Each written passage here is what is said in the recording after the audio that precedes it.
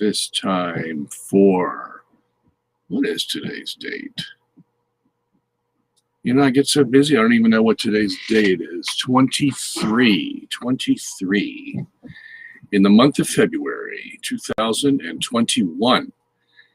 This program, as you know, is set aside for you to ask your questions, give your comments on any topic whatsoever. And I, as your role as host of this program, will endeavor to answer your question to the best of my ability, using our Catholic faith, our tradition, our scripture, our church councils, our saints, our popes, our doctors, our theologians, our councils, and anything that I can find to help you be satisfied that your question is answered. And we appear here every Tuesday and Wednesday from 8 p.m. to 10 p.m. And sometimes we go longer, depending on how much energy I have and the questions that are popping up. So, as you know, most of you know, if you've tuned in since January, now we've been going for almost a year and a half on this program, and I enjoy it very much, and I thank you all for participating in it. But we have changed our format a little bit. We cover one topic for about a half hour, maybe, or so, and then we'll go into the questions. But tonight, I want to clean up our Q&A file because the questions have been accumulating. And let me show you. This is how many email questions I've had that, let me just flip through this, see, that I haven't, not all of it's email, looks like there's some personal stuff in there, but anyway, if you're like me, you put stuff on your desk and whatever you can see gets the attention at the moment, and so I try to arrange my desk in an organized mess so that I can always see the top of the page that I have to address, because there's so many things to address. And I figured, you know, the older I get, maybe the less I'd have to do, and it's turning out just the opposite. So at any rate, we're going to do that tonight. So, and including your questions on the board, I want to try to answer them tonight. So no topic tonight, unless somebody wants to bring up a topic and that I have to answer at length. And, you know, I do have a tendency to do that. So you got to keep your questions simple so that I don't go off on a rabbit trail and try to answer every nook and cranny of the question. Little fault of mine, but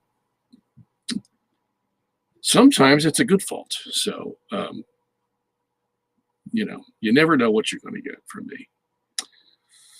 So, but I want to take this time, first of all, at the top of the program, to introduce a new college that has appeared on the landscape. I sat and talked to the director, I don't know what actually his title is, but I talked to him today at lunch, and he gave me the lowdown on the new college that is available. And I told him I would do my best to advertise this new college in the United States. And it is in, hold your breath now, it's in Hagerstown, Maryland. Hagerstown. Hagerstown is named after Mr. and Mrs. Hager from, I think, the 1800s, if I'm not mistaken. So it's Hagerstown, and if you want to know where Hagerstown is, if you live on the East Coast, then you are probably familiar with Interstate 81, which runs all the way down to Florida to up to Maine, and it's a favorite trucking route. At any rate, it's right off of 81, Interstate 81. And you might say it intersects Interstate 70 that goes through Frederick all the way to Baltimore. And 70 goes out pretty far to the west. I'm not sure how far. I think Ohio or something like that. At any rate, that's where it is, Hagerstown, Maryland. And they are just starting up this fall, September. And from the looks of it, it appears to be a very traditionally based college. The name of the college is Collegium Sanctorum Angelorum. How do you like that? Can't get any more Latin than that, can you? Collegium Sanctorum Angelorum. And I just happen to hold a little one-sheet brochure here, where, see, in the middle there says the Collegium. And the words underneath of that, if you can't read them, are faithful, affordable, classical. And you can replace that word classical with traditional. Classical and traditional. The only four-year college specifically dedicated to serving traditional Catholics. Wow, there's a mouthful for you. The only four-year college specifically dedicated to serving traditional Catholics. So there you see some students right there. Good-looking students, aren't they? And you see some Latin music books right next to them. Wow. All right, so if you parents out there are looking to send your kids to an affordable, and what we mean by affordable, I think the going rate now, room and board, is $16,000. So, wow, that's pretty good in today's climate. I know Christendom or some of these other colleges are charging $40,000. So, yeah, and I have two kids that are prime age for this. So,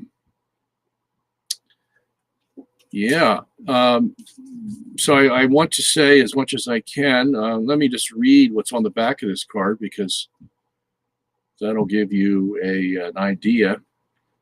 The Collegium, that's the name of the college, and the website is the, T-H-E dash, collegium.org. So do me a favor, look that up, the-collegium.org is the website, and you'll find all about it there. And excuse me, it's not 16,000, it's 16,800. So I don't want anybody misquoting me and say, I was told it was 16,000. 16,008. But let's say plus or minus, you know. I'm sure it's going to be some extra books you have to buy that's going to go over 16.8 maybe. So at any rate, and they have all the facilities ready. The man I know has worked very hard. They don't own any property. It's all leased or rented in Hagerstown and prepared for students. So this fall. So get your bids in and contact them as soon as you can, and let them know you heard it from yours truly, Robert Sungenis. I want the man to know that I've been working hard for him, because oh, let me just say it's www.the-collegium.org. Okay, I missed the triple W. So it says here, the Collegium is an independent institution of higher learning that pledges full fidelity to the unchanging magisterium of the Catholic Church. Faculty and staff are practicing Catholics who are fully supportive of the Collegium's mission and have signed the oath against modernism. There you have it. Couldn't be said any better. Pius X, back in the day, made all his priests sign the oath against modernism. And you've heard me talk about modernism on this show, that's for sure. And the next thing, the Collegium is affordable. The Collegium is committed to keeping the cost of attending college as low as possible. The cost for room, board, and tuition is approximately $16,800 per year. Now, come on, folks, you can't ask for anything more than that. I mean, that's unheard of today. There was a college down in Texas that I was going to teach at, and then it folded. Was it Thomas More? I forget the name of the college, Thomas More. And they wanted to keep the tuition down at $10,000 a year. That's a little too low, I think. And they had some problems with their bishop. What was the name of that college? I know they went by Thomas More. I forget. I never can remember that college. Anyway, so this one is in that mold, so to speak, trying to make college affordable for families. And then it says here, the Collegium is classical. The Collegium's curriculum is foundational to our mission to impart the knowledge of God, that he might be loved and served in this world. We have a set, integrated curriculum of theology, philosophy, history, English, literature, logic, rhetoric, Latin, math, science, music, and art. So, pretty liberal, huh? I mean, talk about liberal arts. That sounds pretty liberal artsy to me. So, at any rate, there you go. And I was told that there were 6 priests who were in line to be teaching at this new college for the faculty. So there you have it too. You got priests involved, and you can depend upon it that they're going to be solid priests who have taken the oath against modernism. And so what more can you say? Okay. You know, Hagerstown is, I don't know, what is the population? It's probably less than 100,000. So it's a city, and it's trying to better itself. They built a new theater for music and the arts. And unfortunately, COVID came right after that. So this new building hasn't had any activity, but that's right around the corner. So there you have facilities now to even engage in what you learn in music and arts and all that stuff. So take advantage of this, because you are never going to see this again. I can guarantee you that. And I personally know the people involved, and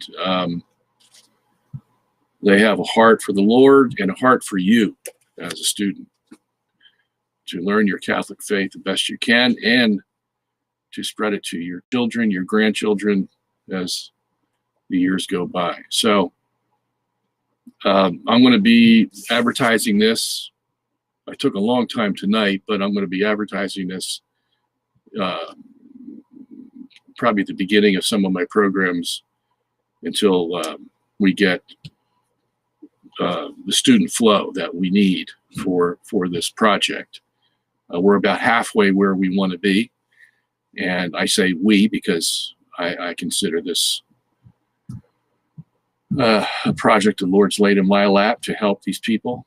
And so we're, but that's the way to get in touch with them. Okay, www.the-collegium.org and see what it's all about. All right, so we're going to get to some questions here on the board and see what we have. All right, so in case you didn't hear it, that is Hagerstown, Maryland. Maryland. And that's, you know what? That's where most Catholics started when they came over from Europe, in Maryland. And I don't think they called it Maryland because of Mary, our Mary. I think they called it Maryland because of Queen Mary way back in England. At any rate, I live very near Maryland. I live in Pennsylvania, but just down the road is the Maryland-Pennsylvania state line. And so I probably do most of my business in Maryland, whatever we have to do, because that's Hagerstown. The next town next to me is Hagerstown. So take advantage of it, and let's see what happens. And pray for it also, if you would do that. Just take time, just say a little sentence or so for the benefit of this new college. And I pray to God that in this climate that we're in, that you will take advantage of it and tell others about it, please, if you would. And that is about all I can say for now.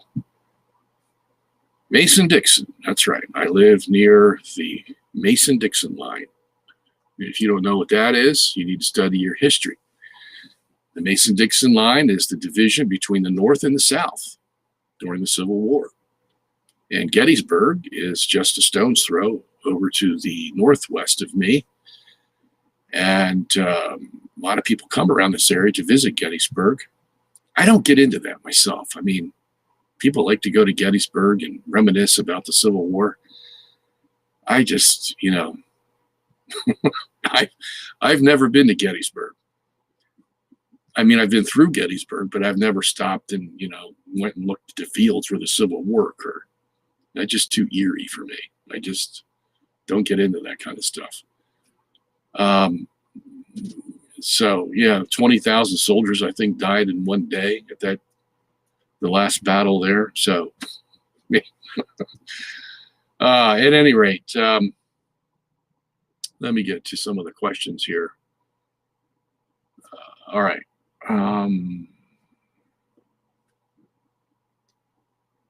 Okay.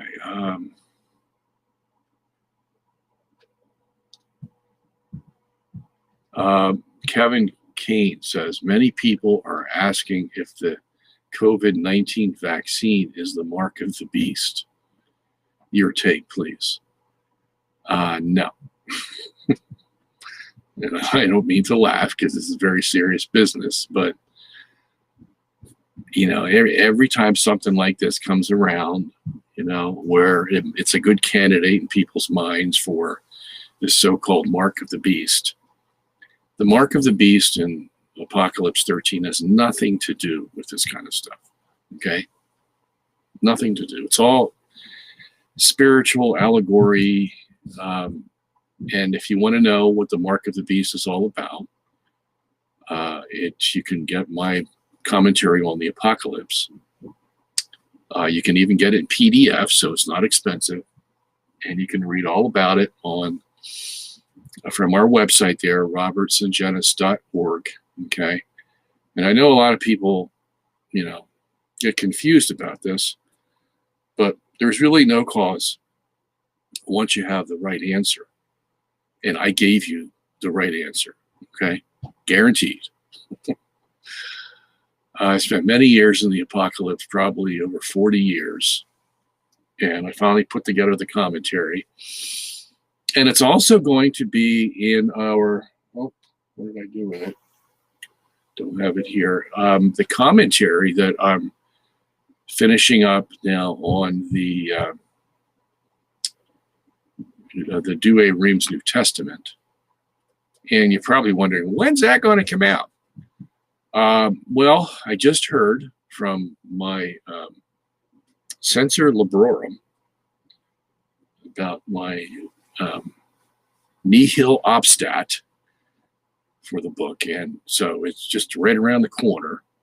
So I'm waiting for that, and so the second volume will be published with that nihil obstat and imprimatur from the church, and the commentary on the Apocalypse will be in that commentary. That commentary, the second volume, is from Romans to Revelation. You know, so you see me switching back and forth between Revelation and Apocalypse because it fits. Romans to Revelation. Doesn't that sound catchy? So it's close to now 685 pages, because I'm always adding a thing here or there, because I just too much of a temptation to do that. So at any rate, it will be in there, so you can get all the information you want about the mark of the beast. What is it? And it's not COVID-19 vaccine, okay? So don't be scared of it. I would be scared of the COVID-19 vaccine for other reasons, not spiritual ones, okay? Because, it was developed too fast, and usually these kinds of things that start messing with your body, they have to wait years before they see what side effects occur, and if it really is doing the job that it's claimed to be doing. And that was not given. And it was the politics alive at the time that accelerated the vaccine. So for that reason, I'm not going to be first in line for it, I can tell you that, if ever. And there's a lot of money involved here between the drug companies, who are, like they're not making enough money. I mean, we're talking about billions and billions of dollars here that these companies are making. I just saw a movie, by the way, last night that I hadn't seen. It's been out for a while. It's called Dark Waters, in case you want to see a good movie. It's a long one. I think it's about 2.5 hours, around there. Anyway, it was a movie about DuPont, the chemical company DuPont, that was sued by a bunch of individuals for making Teflon, because the Teflon that was made by a process whereby various deleterious chemicals were put into the soil, and people were dying of cancer, and they were malformed when they were born. And this is all taking place in West Virginia. And I had never seen the movie before, but it just confirmed in my mind again that unless you put controls on these industries that deal with chemicals, including vaccines, and have them strictly regulated, and don't let them get away with any monkey business. It was long drawn out. I think DuPont at that time, in 2015, it started in the 70s. And I used to live near DuPont's in New Jersey.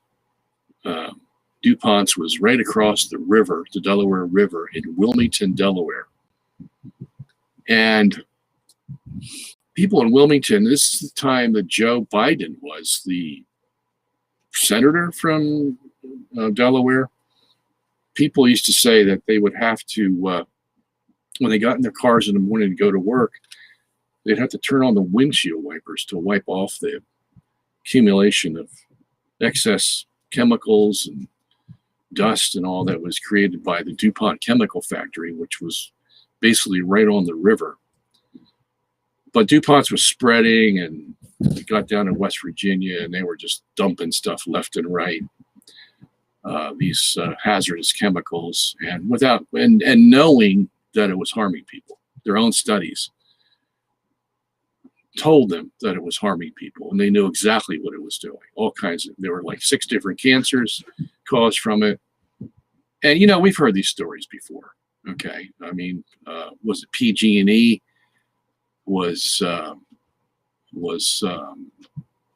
using chemicals to make their electricity, and hydrovalent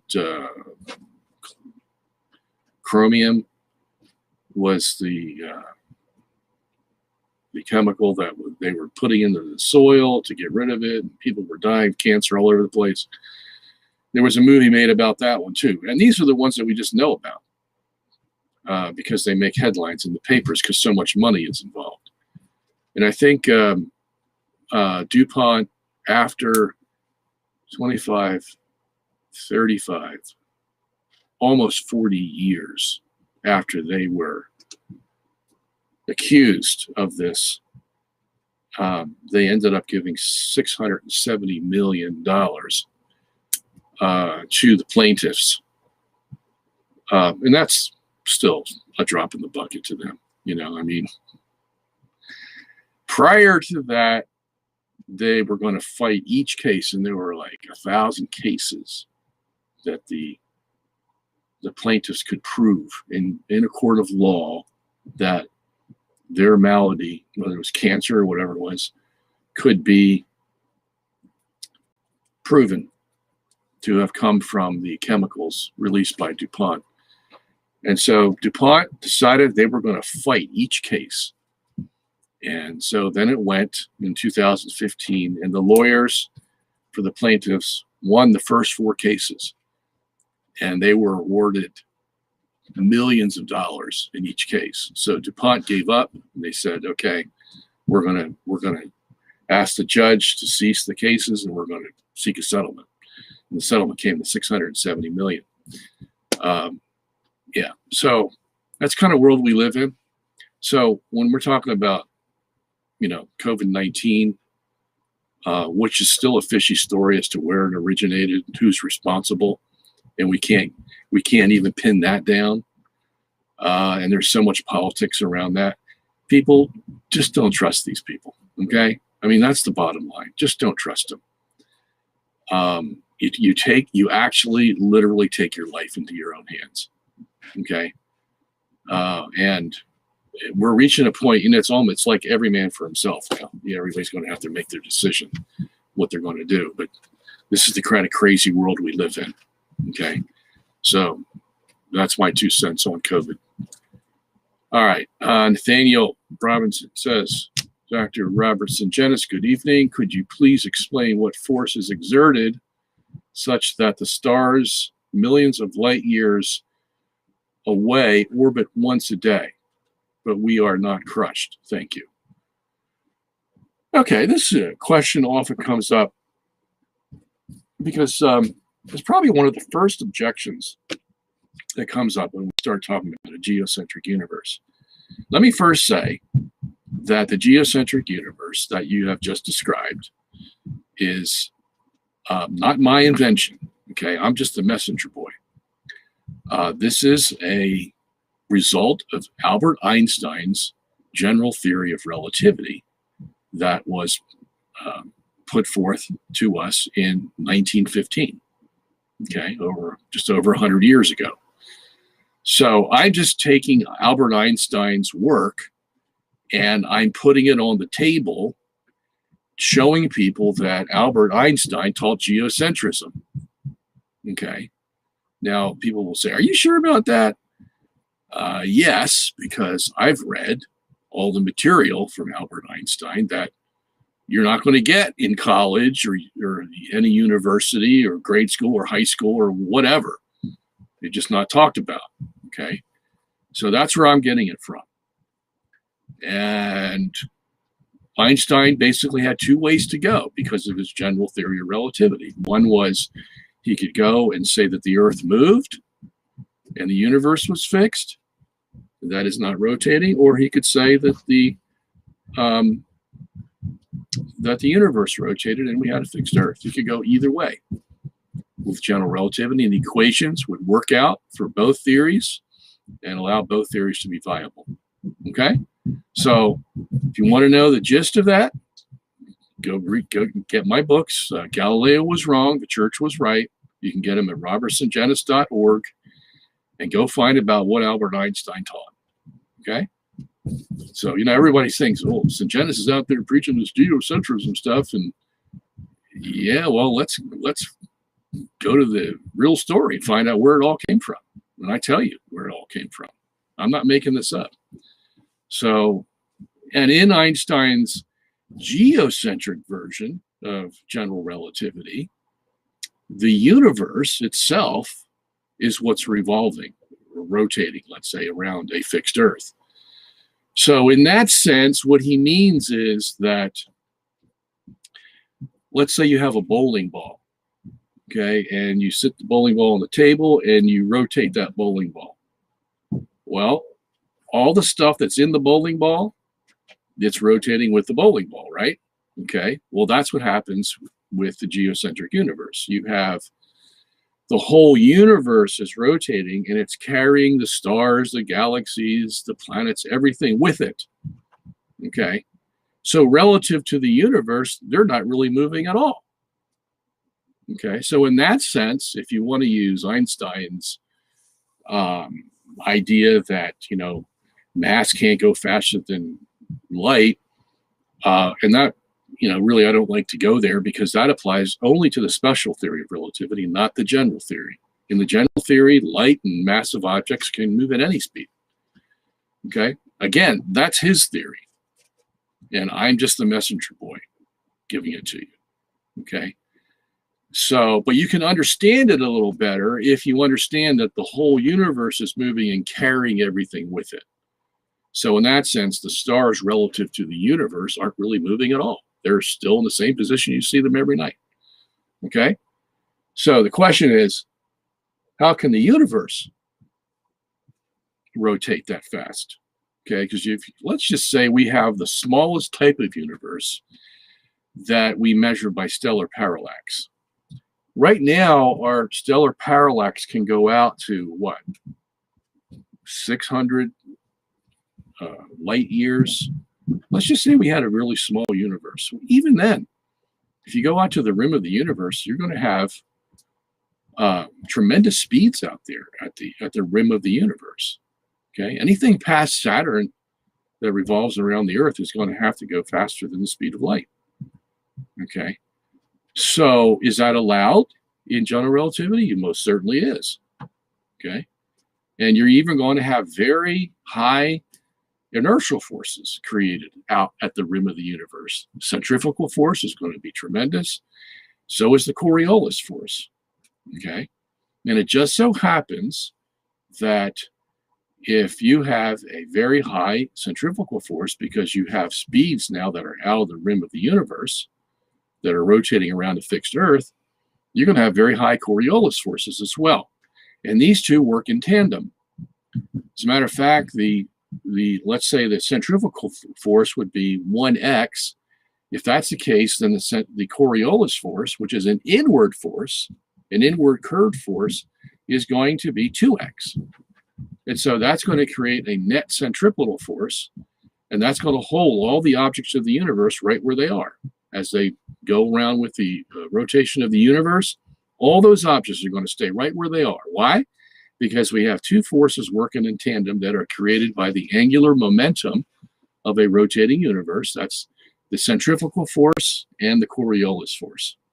And they're going to keep everything right there. So this is another thing that people don't know. They're talking, well, gosh, all these, how does the stars not go out to the rim of the universe and all this stuff? Well, it's all answered by Einstein. He answered it, him and Ernst Mach. And they gave us the two forces that's going to hold everything steady and allow the universe to rotate around a fixed Earth. So there you have it. Okay, if you have any complaints about it, go talk to Albert. He's the one who gave it to us. So there you go. Now, the other thing that I probably should mention that was never really dealt with by Einstein, and this is why he departed from Ernst Mach to a certain extent, because though he liked the relativity of Ernst Mach that came along in the late 1800s, they didn't have a vehicle to make light travel from the rim of the universe, let's say, to the fixed Earth in the center. Because Mach did away with ether, because he said if you can't prove it exists, it doesn't exist. And by that time, they hadn't done the Michelson-Morley experiment to show theoretically that it probably does exist. And Einstein did away with ether, because if he had ether, then he wouldn't have his absolute, which is light. You see, everybody has to have an absolute. No matter what scientific theory you have to have an absolute that you can use to measure against everything else that's variable. And if you don't have an absolute, you're not going to have a theory. Even Newton's absolute was absolute space and time. In other words, time was always the same everywhere you were in the universe, and space was absolute because it didn't move. Only the Earth rotated and revolved around the sun, but space itself was absolute. So that's how he could make his equations F equals ma. Force equals mass times acceleration. Why? Because he had an absolute to measure it against. Space was an absolute, and that's how he could determine whether something moved in a straight line. Okay? If space moved, then you couldn't say that something's moving in a straight line, because it could be moving in a curved line for all you know. If space moves, okay? And Einstein was just the opposite. He said space did move. And then that's how he explained gravity. Said a massive object will bend the space around it. And so when an object's in that space, it's going to look like it's attracted to the Earth because the Earth's bending the space. In other words, the Earth is bending the space for the moon, and the moon is attracted to the Earth because of that. Okay, so you have two opposite theories here. One says space doesn't move, the other says it does move. Okay, and at any rate, they always had a problem with gravity and light speed, because if gravity is supposed to work the way we would expect it to work, it's instantaneous. But if gravity is limited to the speed of light, which is very slow when you're talking about a big universe, 186,000 miles per second, it may seem fast to you. I mean, it can go around the Earth 7.5 times in 1 second if we can make it go around, and that seems fast. But compared to the universe, it's slow, very slow. Okay, and gravity, if Einstein, as he said, gravity's speed is limited to the speed of light, then we got a big problem. Okay, because this universe shouldn't be holding itself together, because it would take multi-millions of years for gravity to get to one side of the universe from the other. This is what the Big Bangers have as their problem, because if gravity is limited to the speed of light and you have this big explosion occurring, well, that explosion is going to get much bigger than the speed that gravity can travel. So you're going to have one side of this explosion not knowing what's happening on the other side for millions of years. Okay? And if you need a homogeneous universe, this is what the Big Bang wants, because it wants everything to be the same out there, so we can't tell where the center is, by the way. Okay? Well, you better have an answer to that question.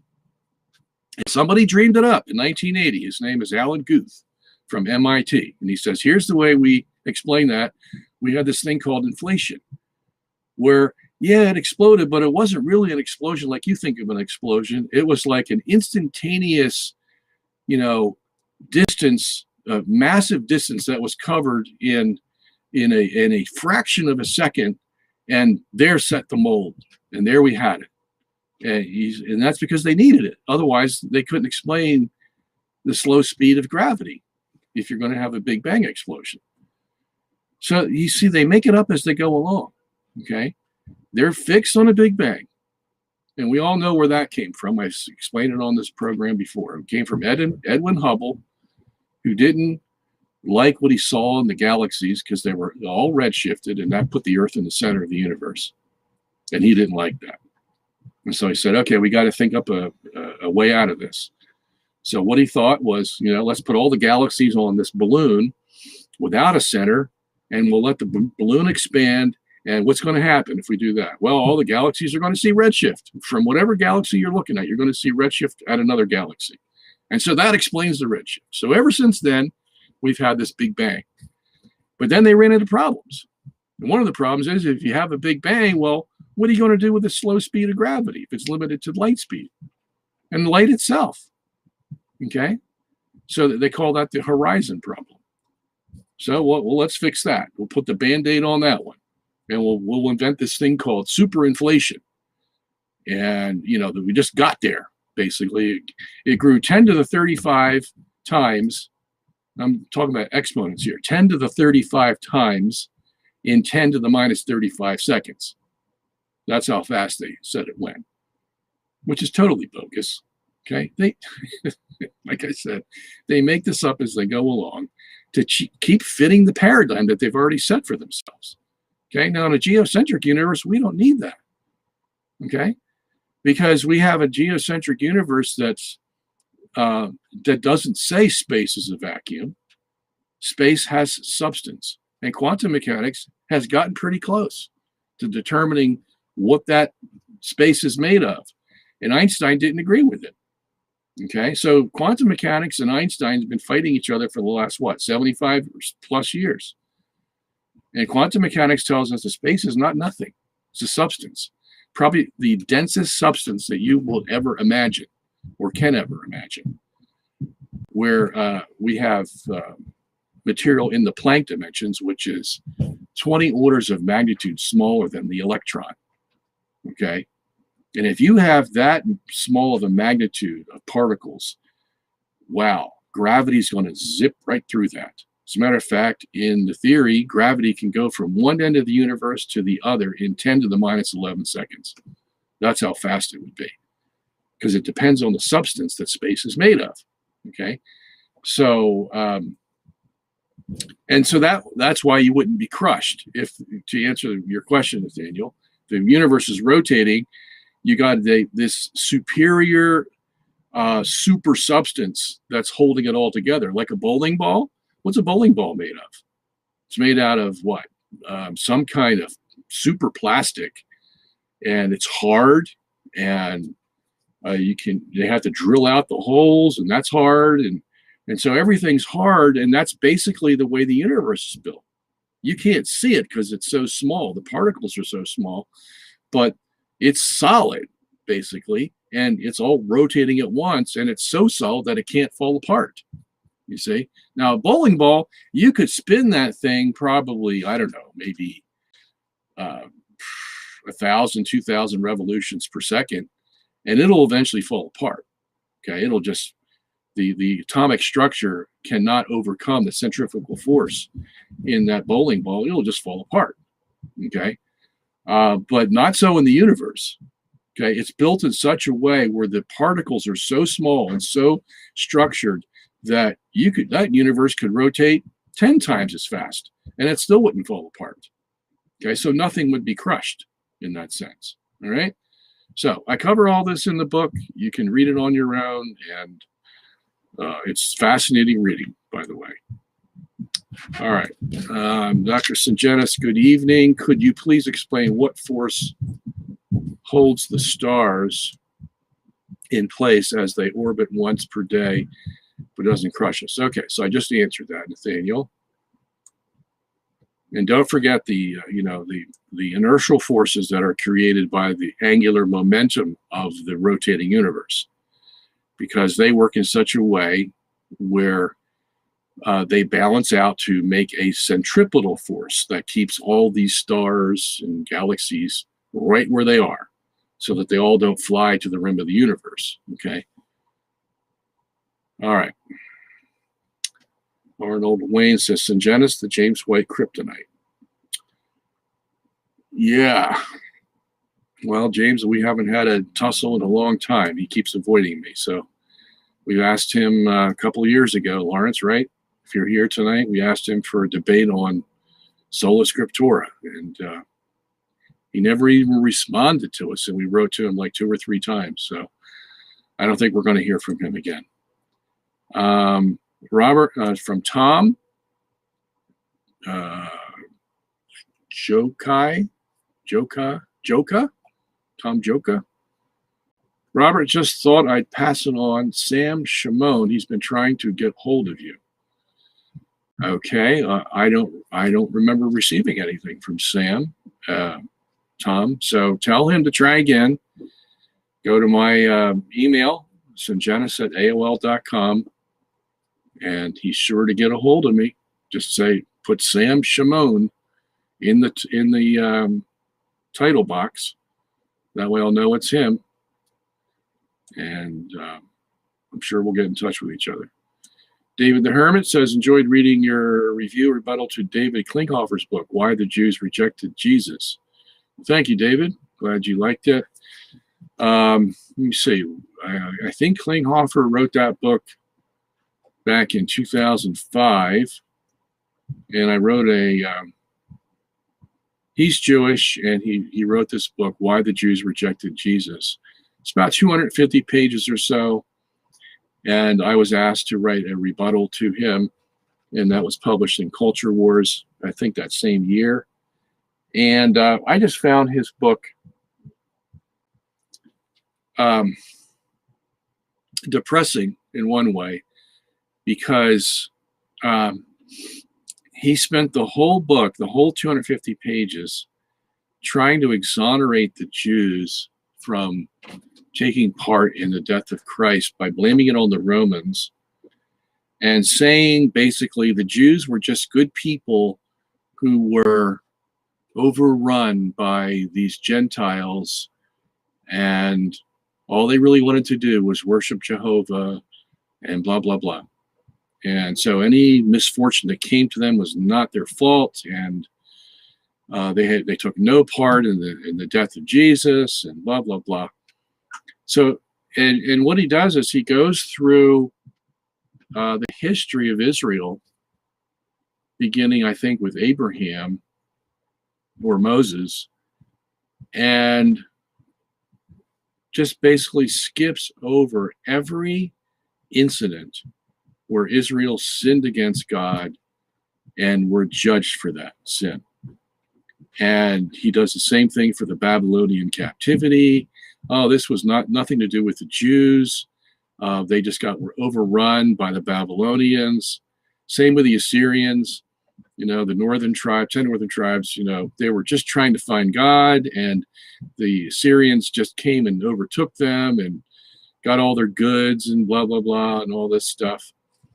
And, you know, Israel was pretty rich by the time of Solomon. He was getting taxes from all the nations around him, and they were doing pretty well. And so for a long time, Israel had some good money to make them survive, but Klinghoffer just totally avoided the reason that the Assyrian captivity of the northern tribes came, because of the sins of Israel. And it's like he hadn't even read the Old Testament, and did the same thing for the Babylonian captivity. And then he did the same thing for the Maccabee period.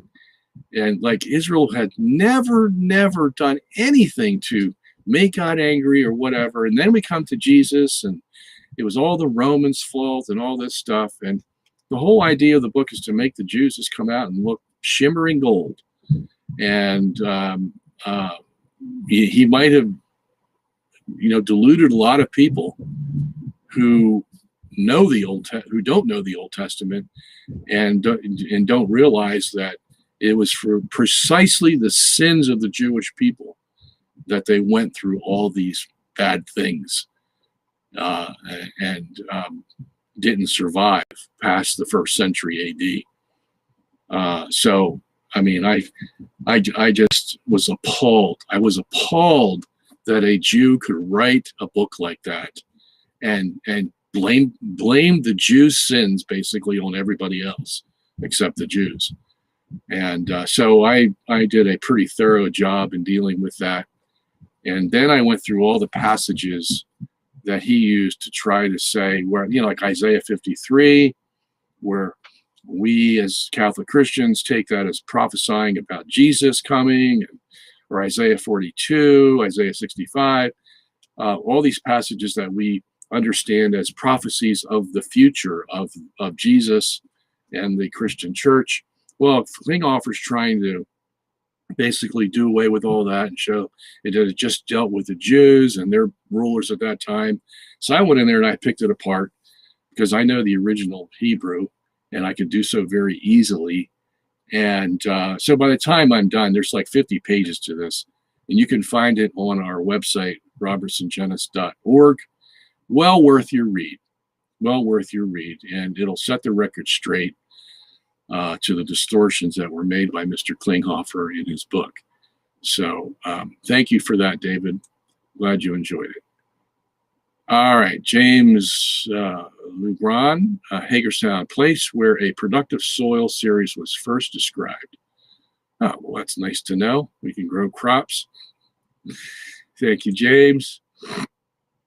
MK Vine. 2 Samuel 12:13 indicates that God already forgave David. Will this undermine Romans 4 being an example of David regaining justification through repentance? Let me take a look. You're asking an important question. So, 2 Samuel 12.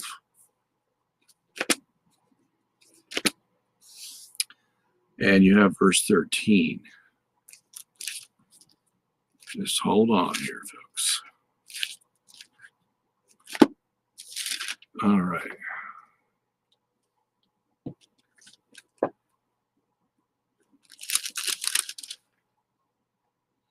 Then David said to Nathan, I have sinned against the Lord. Nathan replied, the Lord has taken away your sin. You are not going to die. But because by doing this you have made the enemies of the Lord show utter contempt, the son born to you will die. No, that's not going to do anything at all. Okay, especially with the Hebrew tenses that are used there.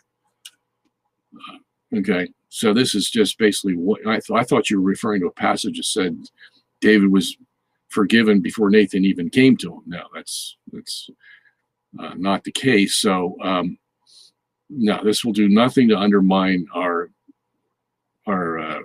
interpretation of Romans 4. And since you have brought this up, this is a good time to show Catholics that Romans 4 is our passage as Catholics. Okay?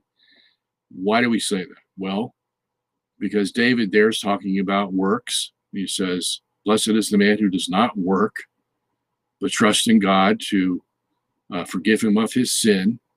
As David says in the Psalms, blessed is the man who, the Lord does not impute transgression, blah, blah, all that stuff.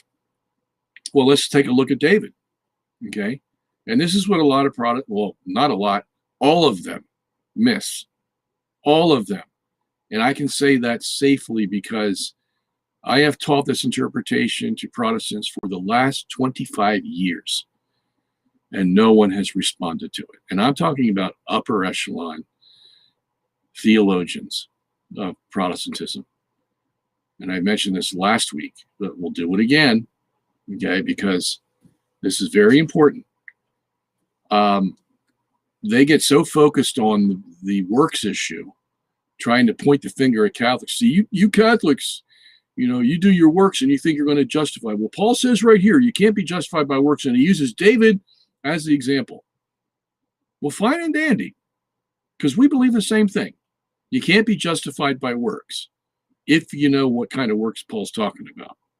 We went through that last week. But here's the more important thing. He uses David as an example. Well, David is the perfect example of Catholic justification, because David, prior to his sin with Bathsheba of adultery, was a man of God par excellence, a man of God above his 7 brothers who were chosen. He was chosen to be king over them, and he was the youngest.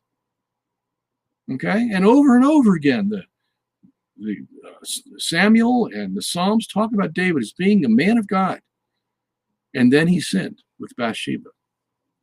Okay, and then he gets his justification back.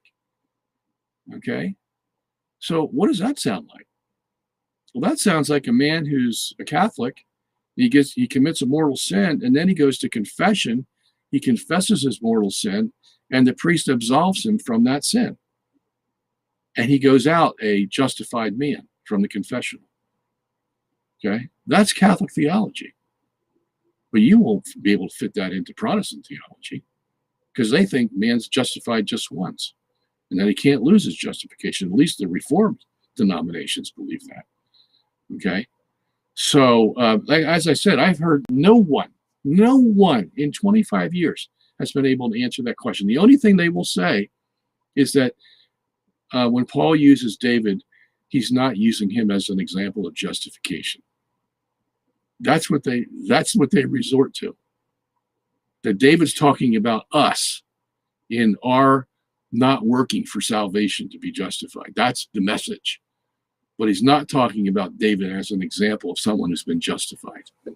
You see that? So David can be a teacher for us not to engage in works for justification, but to them, David can't be an example of a man who got justified after he had committed mortal sin with Bathsheba. Okay, talk about contradiction. There you have one. All right, so remember that when you get into a conversation with Protestant about justification. David the Hermit says, was pressure from Franz Rosenweig the only reason the USCCB inserted the dual covenant concept in the blue cover 2006 Catholic Catechism? I don't know, David.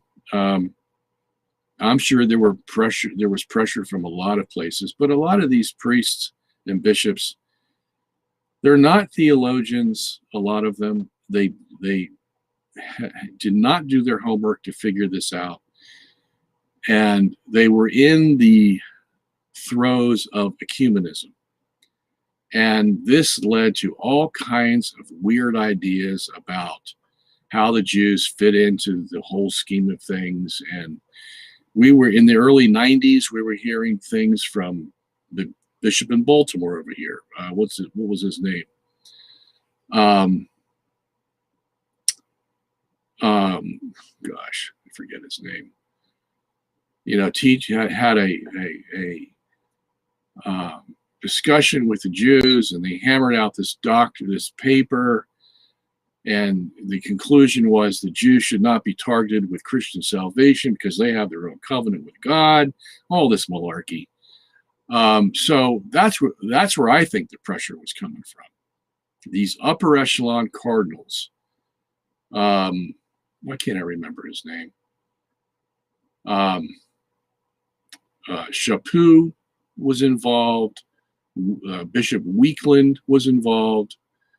There was a good half dozen very prominent cardinals just from America. And then you had another cadre of them over in Europe who were pushing this stuff and this dual covenant thing, which is total heresy. I'll be quite frank with you. And it's dying out a little bit now. You don't find them pushing it as much. They got other things to worry about, as you well know. They were getting pressure from a lot of places.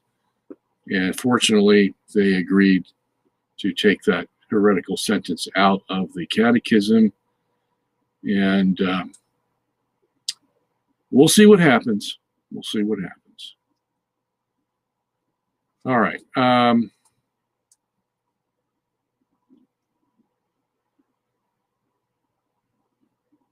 Colin says, I used to live there, Dr. Robert. It's right beside Antietam battlefield. Yeah.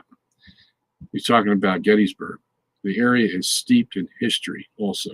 Awesome. Yeah, I just can't get involved with that, David. I'm Colin. Anyway.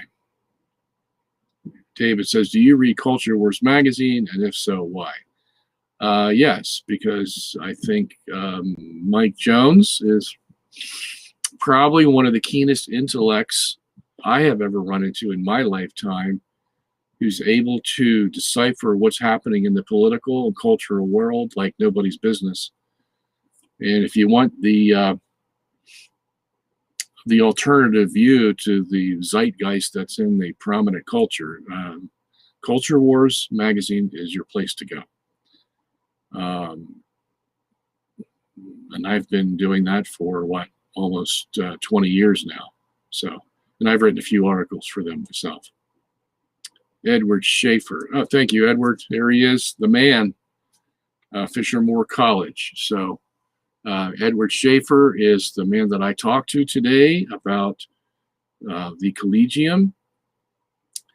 So please follow up from what I had said and get in contact with Mr. Schaefer, and he will be glad to give you very good information about the college, I'm sure.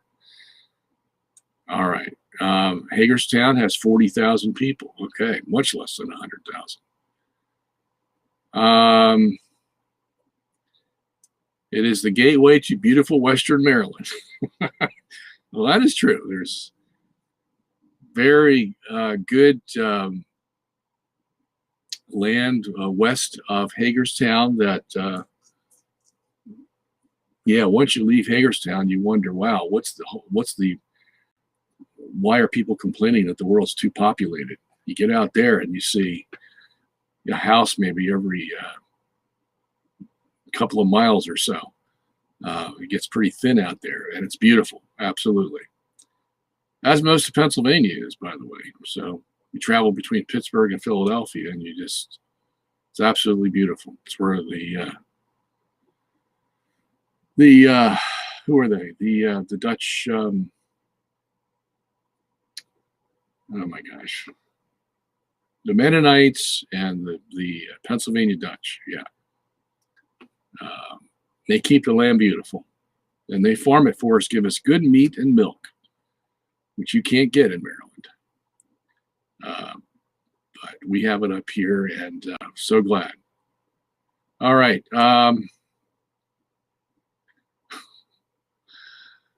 All right. Lancaster County, that's right. That's where the Amish are. You wouldn't believe Lancaster County, though, how built up it is, especially the city of Lancaster itself. Which I think it's bigger than Hagerstown. All right. David says, have you read the Book of Destiny by Father Kramer? And if so, what do you think about it? No, I can't say I've ever read it, David.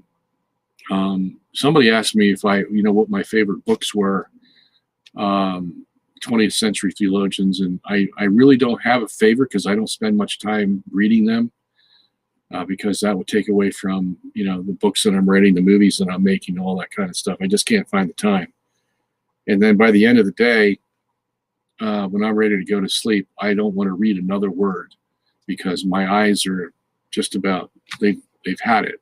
They will not let me read anymore. So even my night reading has been minimized because my eyes are being strained for 10 hours prior to that.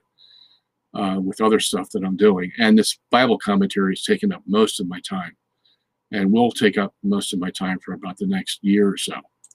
So I have to save my eyesight. I can't strain it too much. And I hate to go on that tangent, but all right. Arnold Wayne says, if the earth is only like 6,000 years, when were the caveman paintings done?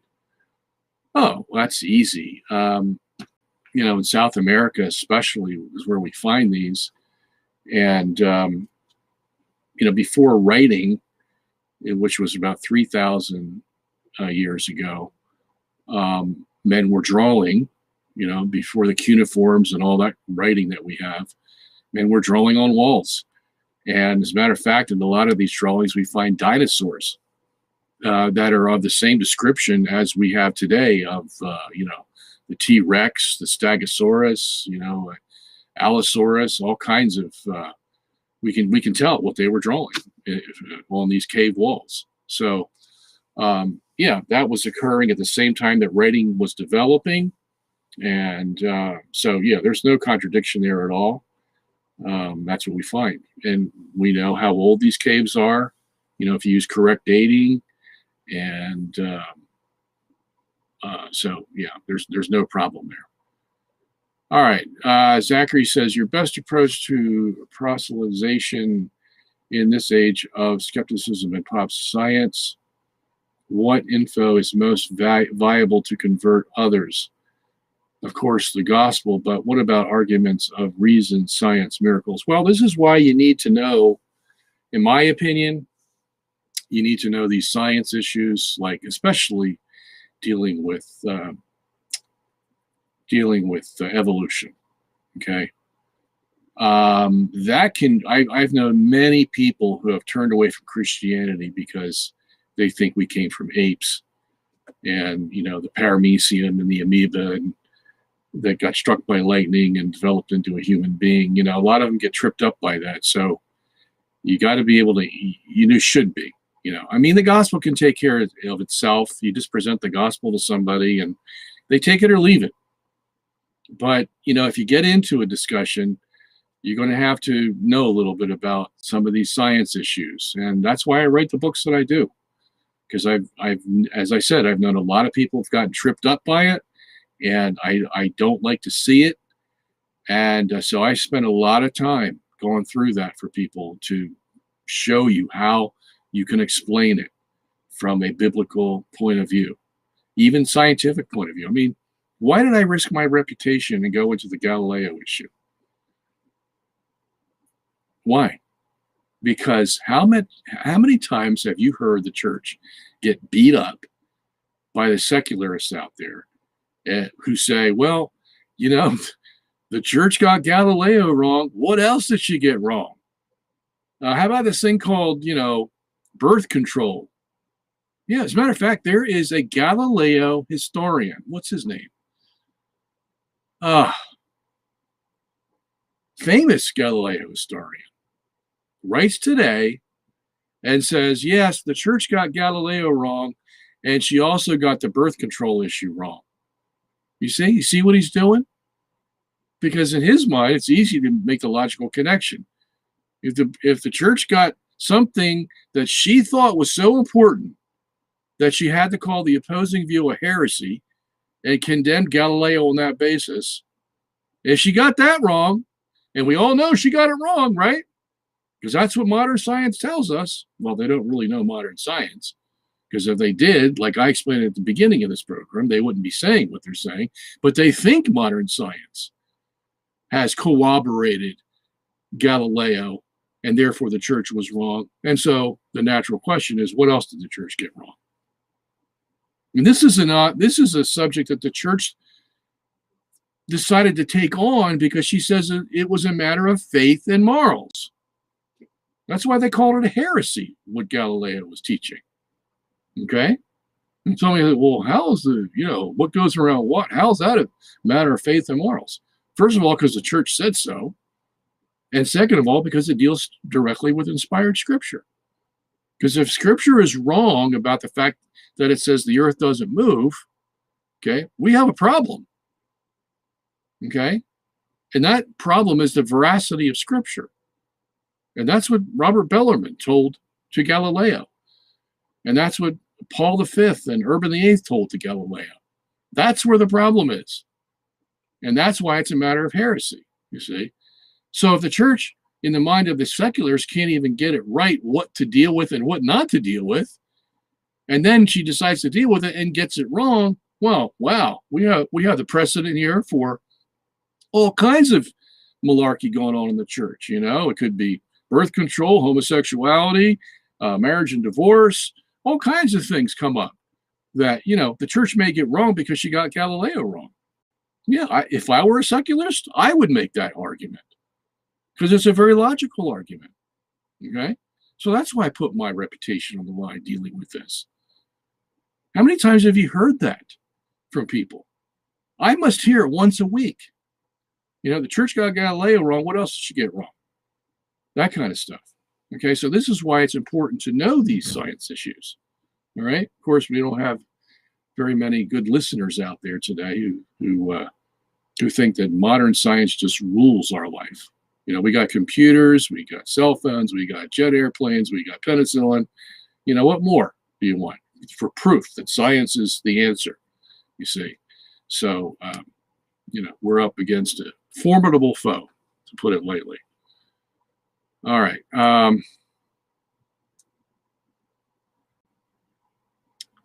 Kevin says, is not the MOB antithetical to the seal of God? MOB, I'm losing it here. Kevin, I'm not sure what you're talking about. Apocalypse 9. Yeah, I'm not making a connection here, so because I don't know what you mean by MOB. M of something, M of B. I don't know. Sorry. Maybe we can come back to that question later. All right.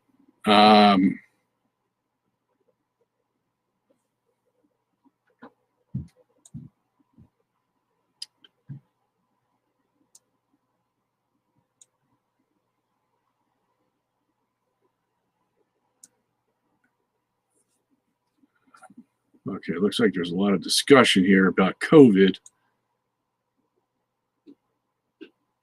Thomas says he received both COVID shots and he's still alive. Well, that's good. Thank you for that testimony, Thomas. I hope your DNA is okay. That's what I'm worried about. All right.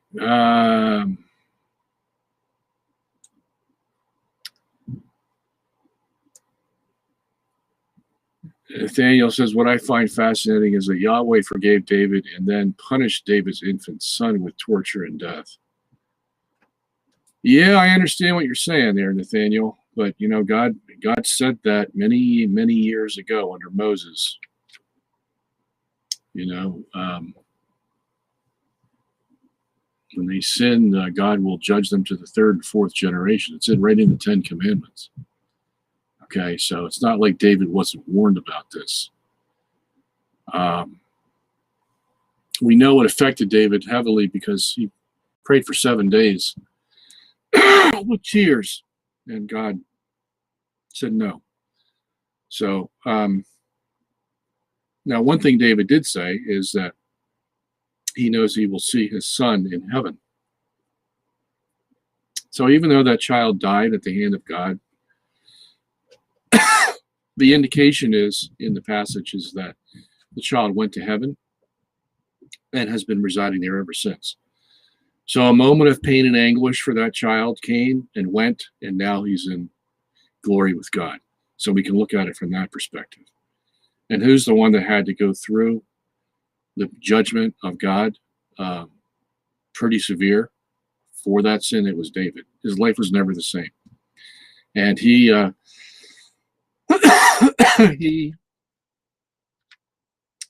all his wives were raped.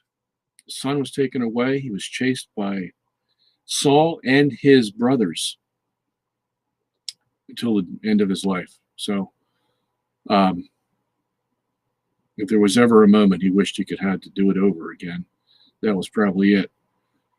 So anyways, I just draw all of these things out for comparison's sake.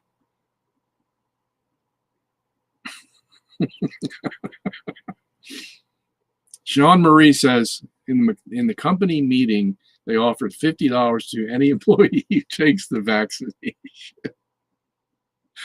Yeah, I've heard of something like that. Wasn't it true that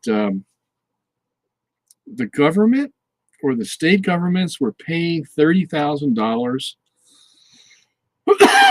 to hospitals who would put on the death certificate that the person died of COVID when they knew the odds of them dying of COVID were very small, and that there was other reasons why they died, like heart disease, lung disease, whatever.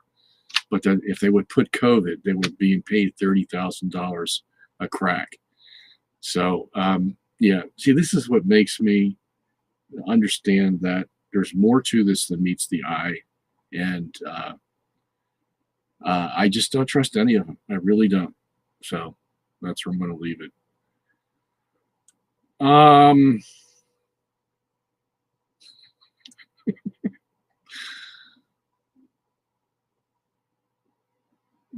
Okay, so somebody makes the comment, vaccines were always meant for population control. Anything making them appear to be good or save people from disease is propaganda.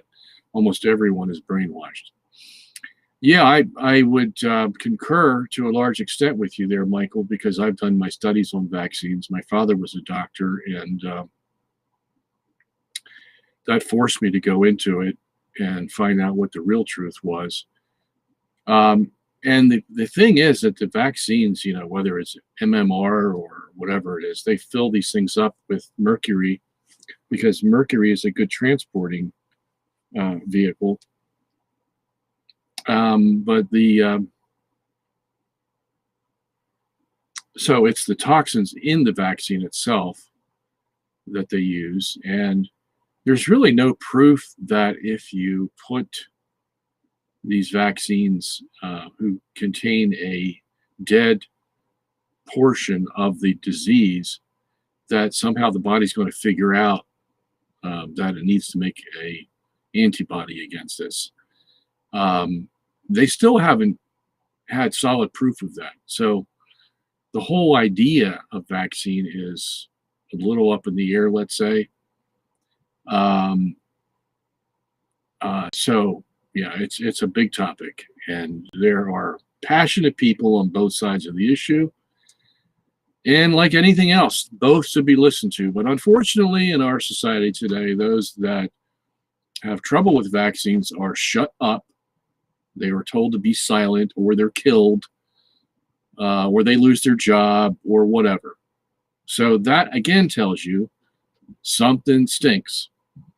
Because if they were interested in the truth, they would want to hear from both sides. And then each country's going to have to make their decision. But to silence one side in favor of the other, wow. Colin says, same here. I grew up in Derry City, North Ireland, DuPont, where there in the 1970s. Factory right on the river. Complaints about chems being dumped into the river. Yeah. It's amazing how these guys sleep at night. They know they're poisoning the people, but it's all about money. And we are just guinea pigs. As far as they're concerned, we're just guinea pigs. And wow. Dr. Fauci holds over 1,900 U.S. patents from 1998 on all things concerning COVID, of which he developed before sending it to Wuhan labs due to ethical questions by the labs. See London Real documentary. Very good, David. Thank you for that. Yeah, he's heavily invested in this. So, you think they would have found another person who is not so tainted, you might say. But there he is. What do you think of the recent Mars landing? It's the same attempt that they've been trying for how many years now? And that is they're looking for some kind of form of life on Mars. Because once they think they have got it, and they won't find it, but once they think remember this happened like 15 years ago. Something landed on Mars, got these things, and we examined them, and somehow they were coming up with this idea that it was pre-life. And so because they couldn't find something living, but it was pre-life. And that was the going thing then. And so they're trying it again. It depends on the environment that they bring back the evidence. And now we're much more conducive to accepting, life on other planets. But this is the golden ring that they're trying to reach for on the merry-go-round. Because if you can find life on another planet, doesn't matter where it is, that means we're not alone. You see, that means that, God didn't make the earth special, that there's other places that have life. And so it's against the Bible, because God said he made the earth with life and put it in the center, and it doesn't move, and that's where everything is, and there's nothing else out there. Okay.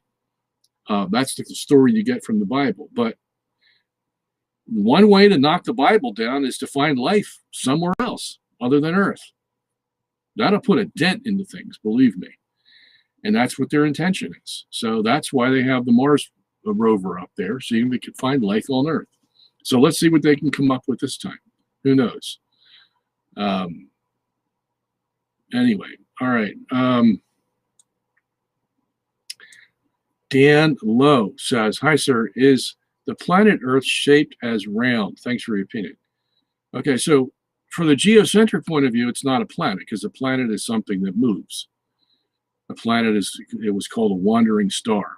That's the Greek derivation of the word. Okay, so something that's fixed is not a planet. Is it round? Yes, it is round. It is spherical. So all that talk you find out there about the Earth being flat, No. Okay. We can verify that from our fathers, from our medievals. There was only one guy in about 600s, Cosmos, the monk, who was going around preaching about a flat earth, but he was soon overwhelmed by all the medievals and who taught the earth was spherical, including Thomas, St. Augustine, all the big boys, all taught that the earth was spherical. So really not an issue. Joe Moreau says, got about 10 minutes left here. What are your thoughts on material sufficiency view of sacred tradition? What do you think is the best overall definition of what constitutes sacred tradition? Well, the church has already basically said what that is. Sacred tradition is called sacred because it comes from the apostles. Okay, so you more or less, not more or less, you basically have to prove that the tradition that you are using as a arm of the magisterium comes from the apostolic age of the apostles. Okay, now we implicitly say that ideas come from the apostles due to the fathers who wrote after them. And the link we are making, at least at certain times, is that the fathers are saying what they are saying because they got this information from the apostles. Okay? But technically speaking, tradition, at least as an arm of the magisterium, refers only to the apostles, does not refer to the fathers per se. Okay? If it is felt or understood that the fathers are saying what they're saying based on what was transmitted by the apostles, then we could say, okay, the fathers are carrying the apostolic tradition that they got from the apostles, and it goes on and on. Okay, there is a small t tradition wherein, we could say that the tradition of the fathers themselves, as a matter of fact, geocentrism, if I could use that as an example, is a tradition of the fathers. We don't have any information that the apostles gave him that information, but we do have an information in our tradition, what we call small t tradition, that the fathers in consensus looked at scripture and said, oh yeah, the earth doesn't move. It's the sun that moves. Okay. Same thing with baptism, baptismal regeneration. Now here is one, however, because it's covered in scriptures, in the scripture, we assume that that the apostles spoke heavily about this to the churches. And so when the fathers write about baptism, they're assuming the same interpretation as the apostles gave them, particularly the apostle Paul. So that's why we believe in baptismal regeneration. That's the doctrine that says when you receive baptism by faith, your soul is regenerated. You become a new person, strictly by that water baptism and faith. Okay, that's a pretty esoteric doctrine, because the tendency would be to say, oh no, the water's just symbolic and has nothing to do with salvation, so nothing really is happening inside of you. But the faith is what changes you, and because of that, then you receive the symbol of cleansing, the water. The church says, no, that's not the way it works. Okay, you have to have faith to go to the baptismal font, but the water itself that's poured on you or sprinkled on you or whatever, that's the vehicle that God uses to regenerate your soul. So that's a pretty heavy doctrine. And so we can understand, yeah, the fathers are accepting this because that's what was given to them. Same with the Eucharist. If you have Jesus saying in Matthew 26, this is my body, take and eat, and you've got to decide, well, what did he mean by that? And you got two choices. One is, he said, when he says, this is my body, he really meant, this is my body, or he just meant it symbolically. This bread is a symbol of my body. Now, both are viable, okay? As a matter of fact, a lot of people, including myself, like the symbolic interpretation better because it seems to fit. Because I have a hard time trying to see God in a little wafer, but that's what the church tells me happened. So when the fathers went to scripture, why did they interpret it the way they did, where it says, take and eat, this is my body, and said to themselves, oh, he means his real body. He doesn't mean a symbol. How did they arrive at that decision? The only way they could have arrived at that decision was what was handed down to them by the apostles. Because this is one of those areas where going the other way is a lot easier and more palatable to our logical disposition. In other words, it's easier just to accept it as a symbol of his body. That takes all the pain away. It takes all the, the razzmatazz you have to go through to try to explain it, blah, blah, blah, and much easier to live with, except it's false, okay? And we know it's false because of somebody telling us that it's false.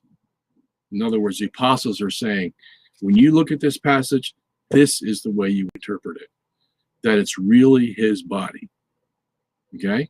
So the more esoteric these doctrines are, the more we can join the fathers with the apostolic tradition and see the coalescence of the two.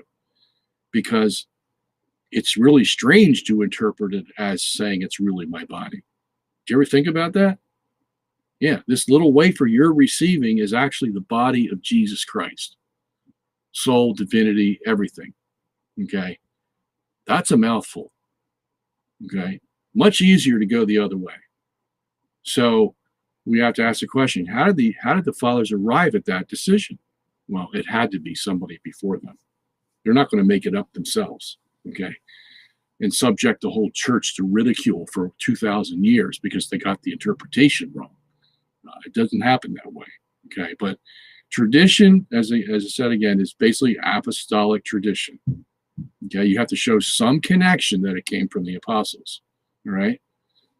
Okay, so, all right, we got about 3 more minutes or so.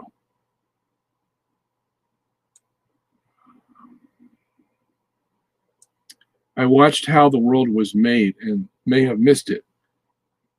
I have watched it back again. So question is, what happened to the great light that had been present at the creation? Did it expand with the fabric of space? Yes. So you didn't miss it.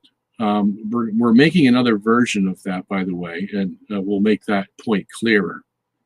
Okay, so he's talking about the movie that we put out. It's on DVD, available at robertsongenis.org. It goes through the 7 days of creation and shows how you can interpret them literally. So the great light, yes.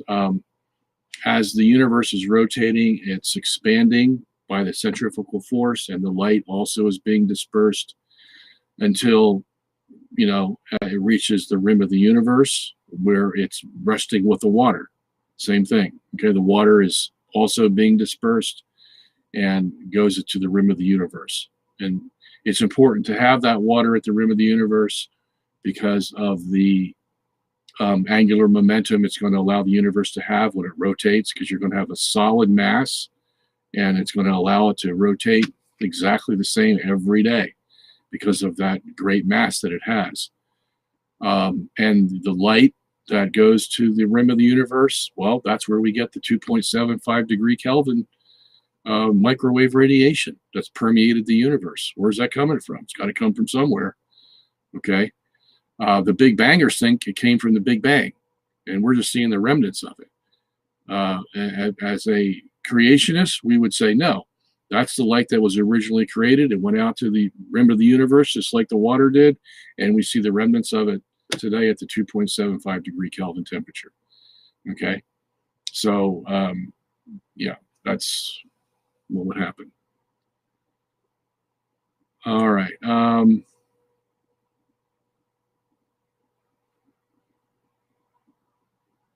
Okay. A lot of discussion here about COVID.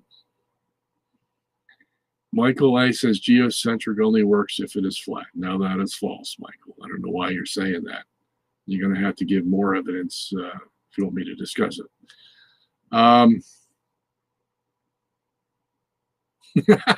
Joe.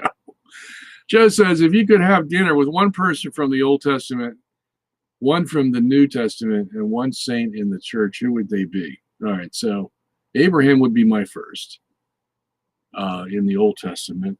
Robert Bellarmine would be my second as a saint in the church age, and the New Testament would definitely be St. Paul. So hope that satisfies your curiosity.